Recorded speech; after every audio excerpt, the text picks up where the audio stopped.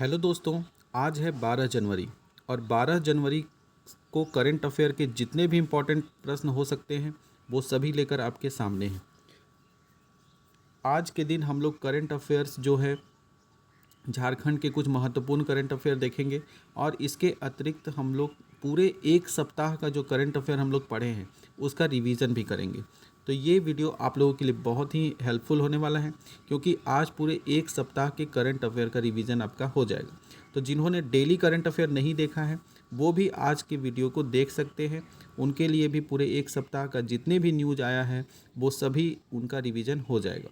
तो चलिए आज का वीडियो शुरू करते हैं।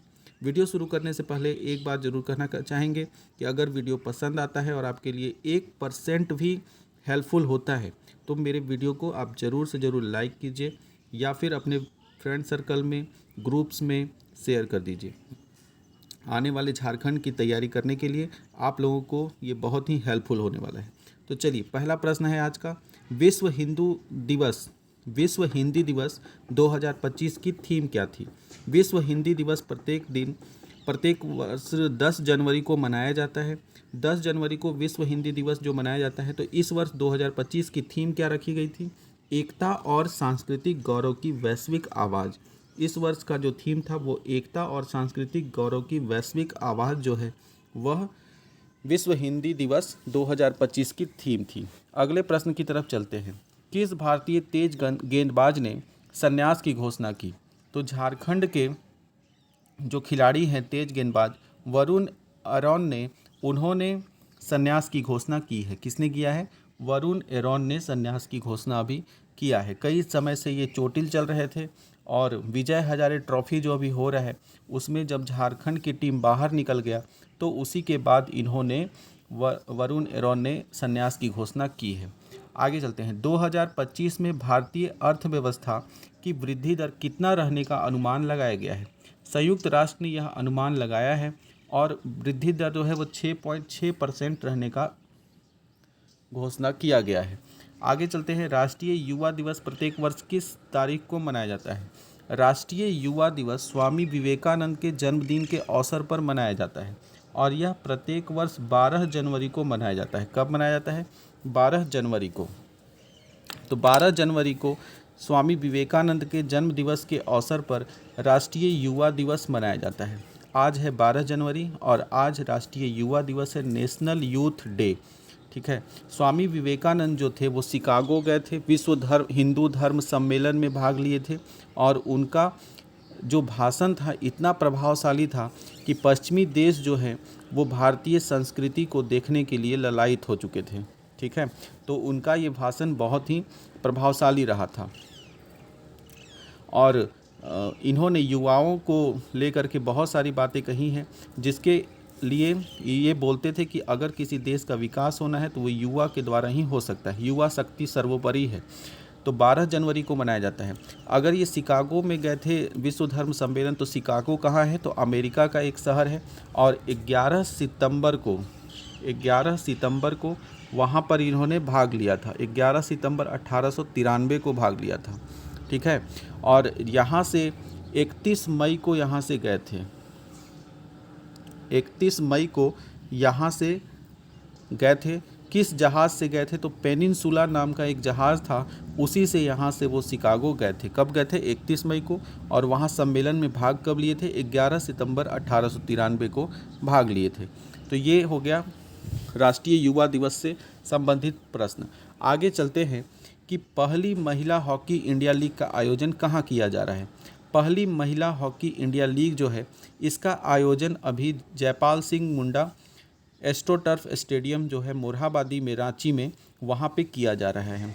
12 जनवरी से ही इसका उद्घाटन है, यानी आज से इसका उद्घाटन शुरू है और कल्पना सोरेन जो है मुख्य अतिथि के रूप में इसका उद्घाटन करेंगी। पहला जो उद्घाटन मैच होगा इसमें कुल 4 टीमें हिस्सा लेंगी। कितने टीमें लेंगी? 4 टीमें। और टोटल मिलाकर के 13 मैच, 4 टीम जो है वो कुल मिलाकर 13 मैच खेलेगा। 4 टीम के द्वारा 13 मैच खेला जाएगा। ठीक है। 26 जनवरी के दिन इसका फाइनल मैच जो है वो खेला जाएगा। तो फाइनल मिला के टोटल 13 मैच होगा। 26 जनवरी के दिन इसका फाइनल खेला जाएगा और जो उद्घाटन मैच है, पहला जो मैच है वो दिल्ली और उड़ीसा की टीमों के बीच में होगी। ठीक है, दिल्ली और उड़ीसा की टीम के बीच में उद्घाटन मैच होगा। रांची में यह खेला जाना है, मोरहाबादी में, जहाँ पे एंट्री फ्री है, तो आप जा करके वहाँ देख सकते हैं। यह पहली महिला हॉकी इंडिया लीग जो है। आगे चलते हैं, झारखंड का सबसे बड़ा फ्लोटिंग सोलर प्लांट कहाँ लगाया जाएगा। झारखंड में सबसे बड़ा जो फ्लोटिंग सोलर प्लांट है वो चांडिल डैम में लगाया जाएगा। चांडिल डैम आप सभी जानते हैं कि वो कहाँ है, जमशेदपुर में है, और यह स्वर्ण रेखा नदी के ऊपर बना है। ठीक है, स्वर्ण रेखा नदी के ऊपर चांडिल डैम बनाया गया है जमशेदपुर में। इसकी कुल उत्पादन क्षमता जो है वो 600 मेगावाट होने का अनुमान है। कितना है? 600 मेगावाट होने का अनुमान है। ये था आज के कुछ महत्वपूर्ण प्रश्न। अगला अब हम चलते हैं, आज चूँकि रविवार है तो साप्ताहिक हम लोग करंट अफेयर रिवीजन भी करते हैं। तो एक बार हम लोग रिवीजन कर लेते हैं। आज 12 जनवरी है, तो 5 तारीख से लेकर के 12 तारीख तक जितने भी इम्पोर्टेंट प्रश्न हम लोग पढ़े हैं वो सभी हम लोग करेंगे। तो चलिए करते हैं, अंत से लेकर के शुरू की तरफ चलते हैं। झारखंड का सबसे बड़ा फ्लोटिंग सोलर प्लांट कहाँ लगाया जाएगा? तो चांडिल डैम जमशेदपुर में लगाया जाएगा। पहली महिला हॉकी इंडिया लीग का आयोजन कहाँ किया जा रहा है? तो रांची के जयपाल सिंह मुंडा एस्ट्रोटर्फ स्टेडियम में किया जा रहा है। आगे चलते हैं, राष्ट्रीय युवा दिवस प्रत्येक वर्ष किस तारीख को मनाया जाता है? राष्ट्रीय युवा दिवस 12 जनवरी को मनाया जाता है। नेक्स्ट प्रश्न पे चलते हैं कि 2025 में भारतीय अर्थव्यवस्था की वृद्धि दर कितना रहने का अनुमान है? 6.6% रहने का अनुमान है। और यह अनुमान कौन लगाया है? संयुक्त राष्ट्र के द्वारा लगाया गया है। 2024 में इसका अनुमान 6.8 लगाया गया था, और ऐसा कहा जा रहा है कि 2026 में फिर से भारतीय अर्थव्यवस्था 6.8 की रफ्तार पकड़ लेगी। ठीक है, आगे चलते हैं, किस भारतीय तेज गेंदबाज ने संन्यास की घोषणा की है? तो वरुण एरोन ने संन्यास की घोषणा की है। विश्व हिंदी दिवस 2025 की थीम क्या थी? एकता और सांस्कृतिक गौरव की वैश्विक आवाज़, यह विश्व हिंदी दिवस की थीम थी। विश्व हिंदी दिवस कब मनाया जाता है? तो प्रत्येक वर्ष 10 जनवरी को मनाया जाता है। गणतंत्र दिवस परेड में शामिल विशिष्ट लोगों को क्या नाम दिया गया है? स्वर्णिम भारत के वास्तुकार नाम दिया गया है। झारखंड से कितने व्यक्तियों का चयन किया गया है गणतंत्र दिवस परेड देखने के लिए मुख्य अतिथि के रूप में? तो कुल 23 लोगों को चयन किया गया है। ये 23 लोग कौन हैं? ये 23 लोग आंगनबाड़ी संचालक हैं, आशा दीदी हैं, इस प्रकार के जो लोग अपने अपने क्षेत्र में अच्छे काम किए हैं उनमें से हैं। 10,000 लोगों को पूरे देश भर में शामिल किया गया है, उसमें से झारखंड के 23 लोग हैं। झारखंड को किस बीमारी से मुक्त घोषित किया गया है? झारखंड को कालाजार से पूरी तरह से मुक्त घोषित कर दिया गया है। दिसोम गुरु के नाम से झारखंड के किस प्रसिद्ध नेता को जाना जाता है? तो दिसोम गुरु के नाम से शिबू सोरेन को जाना जाता है। झारखंड के किस स्थान पर अत्याधुनिक आईटी टावर बनाया गया है? तो नामकुम जो है वहाँ पर बनाया गया है। आगे चलते हैं, प्रियदर्शनी झील किस प्रकार का झील है? यह मीठे पानी का झील है, जो मैत्री अनुसंधान संस्थान जो है अंटार्कटिका में, उसके चारों ओर यह बनाया गया था। ठीक है, तो प्रियदर्शनी झील मीठे पानी का झील है। आगे चलते हैं कि मैत्री 2 अनुसंधान केंद्र किस देश के द्वारा स्थापित किया जाएगा? पहले मैत्री था, तो उसकी सेवाएं जब समाप्त होने वाली हैं तो अब नया बनाया गया है मैत्री 2, जो कि भारत के द्वारा स्थापित किया जाएगा अंटार्कटिका में। आगे चलते हैं, अटल युवा कुंभ का आयोजन किस सरकार के द्वारा? उत्तर प्रदेश सरकार अटल बिहारी वाजपेयी के सम्मान में अटल युवा कुंभ का आयोजन करेगी। अगले प्रश्न की तरफ चलते हैं कि इसरो के नए अध्यक्ष कौन बनाए जाएंगे? तो एस सोमनाथ जो है उनकी जगह लेने वाले हैं डॉक्टर वी नारायणन। ये इसरो के नए अध्यक्ष होंगे, डॉक्टर वी नारायणन। भारतीय महिला हॉकी टीम की कप्तानी कौन है? तो भारतीय महिला हॉकी टीम का कप्तान है सलीमा टेटे। झारखंड के सिमडेगा जिले से आती हैं सलीमा टेटे, और इन्हें अर्जुन पुरस्कार भी दिया गया है। हेनले पासपोर्ट सूचकांक में भारत का स्थान कितना है? भारत 5 स्थान खिसक करके 85वें नंबर पर पहुंच गया है। पिछले वर्ष भारत जो है वो 80 स्थान पे था, 80वें नंबर पे था। इस बार 85 पोजीशन पे पहुंच चुका है। किसी जाति को जनजाति के रूप में अधिसूचित करना किस अनुच्छेद के द्वारा होता है? तो अनुच्छेद 342 में राष्ट्रपति को अधिकार है कि वह किसी जाति को जनजाति के रूप में अधिसूचित कर सकता है। आगे चलते हैं, लौकी के निर्मित संथाल जनजाति का प्रसिद्ध वाद्य यंत्र कौन है? जिसमें लौकी सूखे हुए लौकी के खोल का प्रयोग किया जाता है, उसका भुआंग बनाया जाता है। ठीक है। साधुओं द्वारा भक्ति संगीत में किस तंतु वाद्य यंत्र का प्रयोग किया जाता था? तो साधुओं द्वारा भक्ति संगीत में एक तारा का प्रयोग करते थे। वायलिन झारखंडी वायलिन के नाम से कौन सा वाद्य यंत्र प्रसिद्ध है? झारखंडी वायलिन के नाम से केंद्रा जो है वो प्रसिद्ध है। झारखंडी वायलिन किसको कहते हैं? केंद्रा को कहते हैं। भारतीय एथलेटिक्स महासंघ का अध्यक्ष किसे बनाया गया है? बहादुर सिंह सागू जो हैं वो भारतीय एथलीट महासंघ का अध्यक्ष बनाया गया है और निर्विरोध रूप से ये बन गए हैं। अंजू बॉबी जॉर्ज भी इसके दौड़ में थी, लेकिन उन्होंने अपने किसी व्यक्तिगत कारण से नाम वापस ले लिया था और बहादुर सिंह सागू जो है इसके महासंघ के अध्यक्ष बन गए हैं। उसके बाद चलते हैं महिला हॉकी लीग का आयोजन रांची में कब से किया जाएगा? तो आज ही से 12 जनवरी से, अभी हम लोग पढ़े तो 12 जनवरी से रांची में जयपाल सिंह मुंडा एस्ट्रोटर्फ स्टेडियम जो है मोरहाबादी में, वहाँ आयोजन किया जा रहा है। 68वीं राष्ट्रीय स्कूली खेल प्रतियोगिता का आयोजन किस विभाग के द्वारा? तो स्कूली साक्षरता विभाग के द्वारा इसका आयोजन किया जाएगा। किसके द्वारा किया जाएगा? स्कूली साक्षरता विभाग के द्वारा। राष्ट्रीय स्कूली खेल प्रतियोगिता में बालिका वर्ग के 400 मीटर हर्डल्स में शिवानी कुमारी ने कौन सा पदक जीता है? तो शिवानी कुमारी ने रजत पदक जीता है। ठीक है। आगे चलते हैं कि सर्वजन दवा सेवा